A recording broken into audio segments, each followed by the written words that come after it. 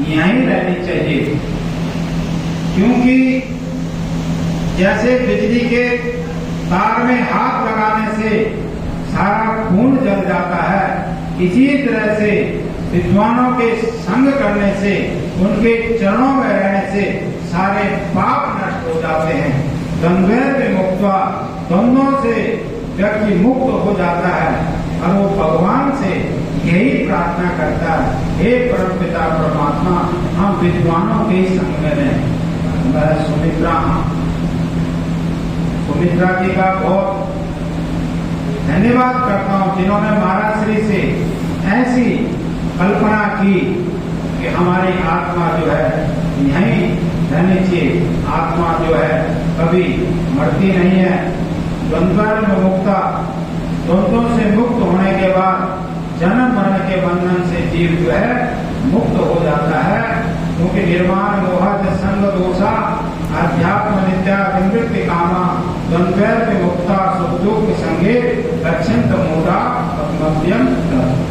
मान और अपमान से रहित होकर के जो विद्वानों के संग में रहता है, सेवा करता है, वो द्वंद्वों से मुक्त अवश्य हो जाता है।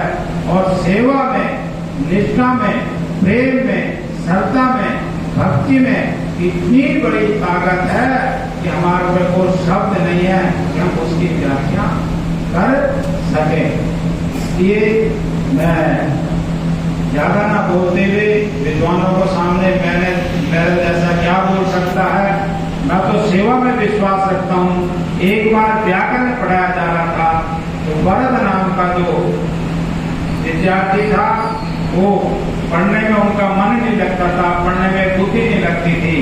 तो गुरुदेव ने उनको बताया कि भाई तुम अपने गुरु भाइयों की जो अध्ययन कर रहे हैं, इनकी सेवा करो, इनके लिए जंगल से लकड़ियां लाओ, इनके लिए अग्नि चेतन को उनको सर्दियों में सर्दी लग जाती है।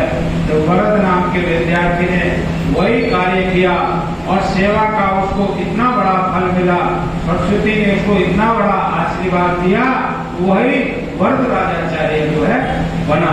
तो मैंने भी यही सोचा, मैंने कहा मेरे को भी अध्ययन नहीं करना है, जब सेवा से सब कुछ मिल जाता है तो हम भी विद्वानों की जो है सेवा करने का प्रयास करते हैं। हमारे पुराने महात्मा मेरे को सब जानते हैं। हमारे विरक्त शिरोमणि परम पूज्य स्वामी वामदेव जी महाराज के चरणों में मेरे को रहने का अवसर प्राप्त हुआ। फिर हम भारत माता मंदिर परम पूज्य स्वामी जी से मेरा सन 82 में परिचय हुआ। उसी दिन हमने संकल्प किया कि महाराज श्री से हम जो है संन्यास लेंगे। फिर 90 में हमने जब उससे पहले भ्रमण किया पूरे देश में, पद यात्राएं हमारे राष्ट्र की रक्षा के लिए, राम जन्म भूमि के प्रचार के लिए, जब पूरे देश में हमने विरक्त मंडलियों में भ्रमण किया। फिर 90 में महाराज श्री ने मेरे को संन्यास की दीक्षा दी। लेकिन मेरी जो परंपरा है वो विरक्तों की ही परंपरा है।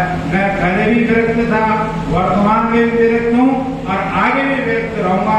ये मैं परमपिता परमात्मा से मैंने प्रार्थना की हुई है और संत महापुरुषों से मैं यही आशीर्वाद मांगता हूँ कि हमारे अंदर जो है विरक्ति रहनी चाहिए। जब हमारे अंदर विरक्ति रहेगी, हमारी संस्कृति उससे जो है मजबूत होगी और जड़ंधकाराभान, जड़रूपी अंधकार जो है दूर होगा।